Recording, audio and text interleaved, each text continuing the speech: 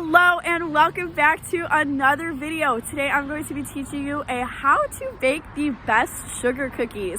And this recipe is super simple, so anyone can do it. So make sure to grab your family, your friends, grab your kids, and let's get cooking. The first thing that you're going to want to do is go ahead and head on over to your local grocery store, or go ahead and head on over to your local CVS or Walgreens and pick up those ingredients. And make sure you get permission first before you head on over. So let's go ahead and get into the CVS.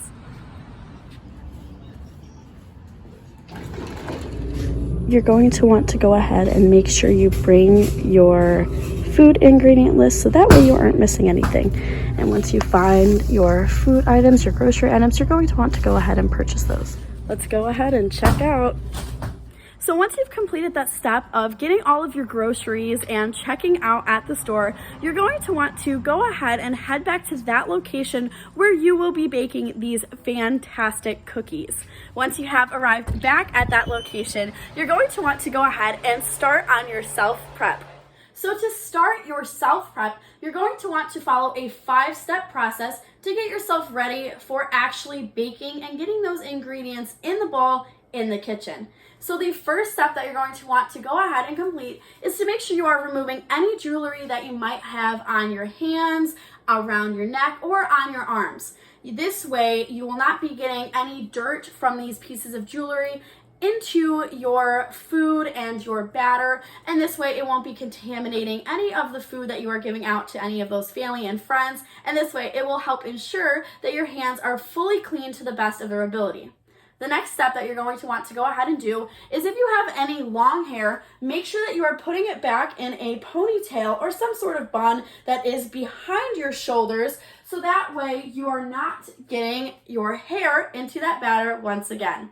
The third step into doing self-prep is to make sure that you are properly dressed and ready to go. And what I mean by this is to make sure that if you are wearing any long sleeve clothing items, you are rolling those up past your sleeve so that way no cake batter is getting on your clothing, and to make sure that you are washing your hands to the best of your ability.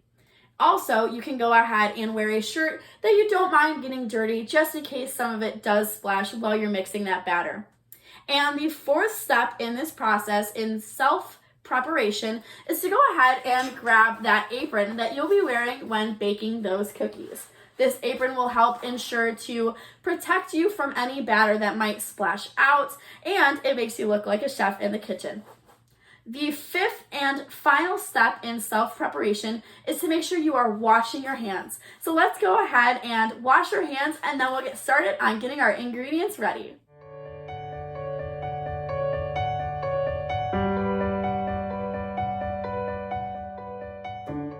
So now that you've finished your self-preparation, you are finally ready to go ahead and start grabbing your baking utensils as well as all of those ingredients that you need. But don't forget your handy dandy list, because you want to know what you're going to grab from the fridge and from your cabinets. And now you're ready to go. So now that you have all of your ingredients laid out right in front of you, as well as all of your baking utensils, you're ready to go ahead and start putting all of your ingredients in the mixing bowl. So the first ingredient and the first step that you're going to want to do is to grab your 1/3 measuring cup and put 2 scoops of granulated sugar in there. So make sure that you are using granulated sugar, not powdered sugar, when pouring this in the dish. And you're going to want to make sure that you flatten out when you are measuring these 2/3 of a cup of sugar, so that you are not putting any excess in there, because it could ruin the cookies. The next step that you're going to want to do is reach down and go ahead and grab your unsalted butter, 1 cup of unsalted butter that is at room temperature, and go ahead and place that in the mixing dish. You're going to want to make sure it is unsalted, because it is going to be very sweet in here, and you don't want salted butter with sweet cookies. That does not taste right.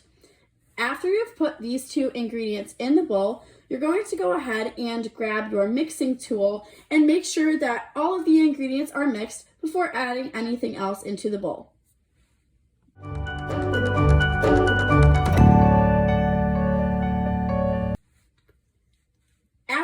done mixing the granulated sugar and the unsalted butter, you're going to want to go ahead and grab your all-purpose flour.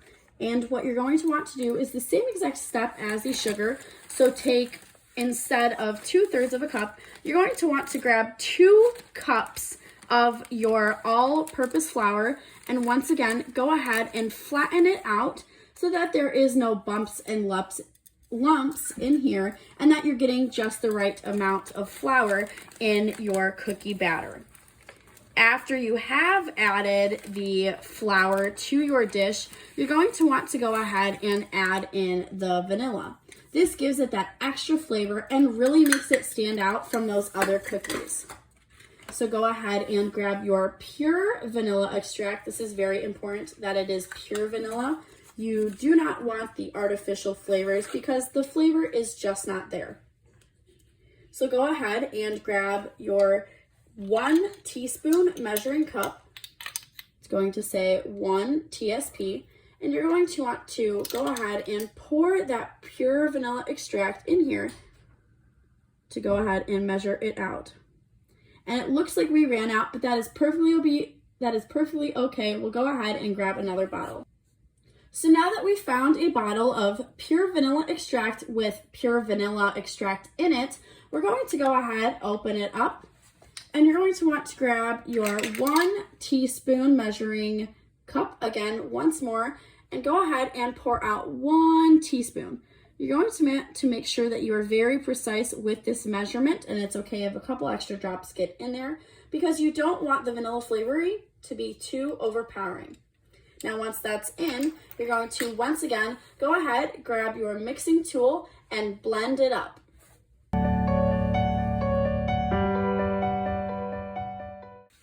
Now that all of your batter is mixed up, you're going to want to make sure that you carefully unplug the mixer from the outlet.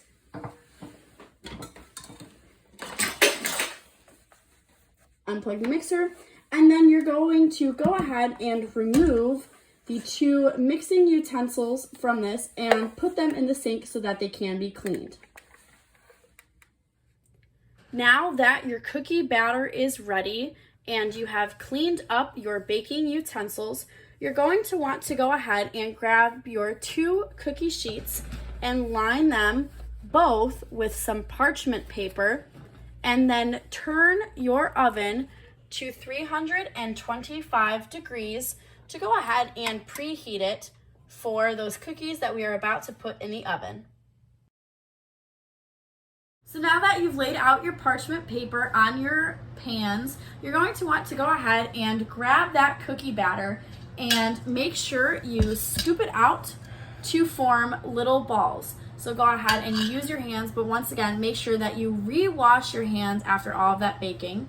And you're going to want to form these balls that you will roll in the sugar. The balls should look approximately just like this, just pretty small. They're going to fit right in the palm of your hand, and that will help form that perfect ball shape for your cookies.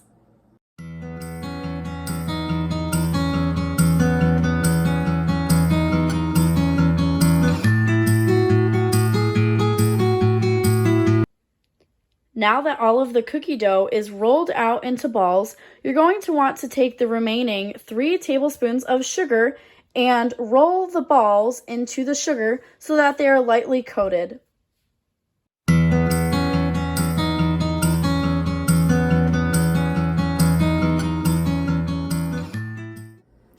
Now that you've rolled out all of your cookie balls in the sugar coating, you're going to want to go ahead and grab a glass and smush each cookie ball down so that it's about 1/4 to 1/8 of an inch thick.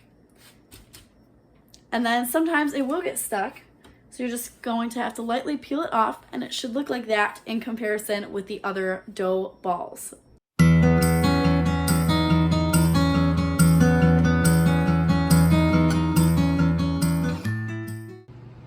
Now that you have formed your cookies, go ahead and open up the oven and place them in the oven at 325 degrees for 14 minutes or until golden brown.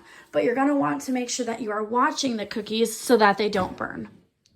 Now that your cookies have been in the oven for 14 minutes, you're going to want to go ahead and remove them using an oven mitt so that you don't burn yourself, and allow them to cool for 10 minutes before serving.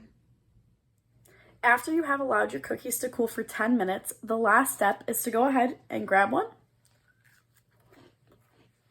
take a bite, and then enjoy.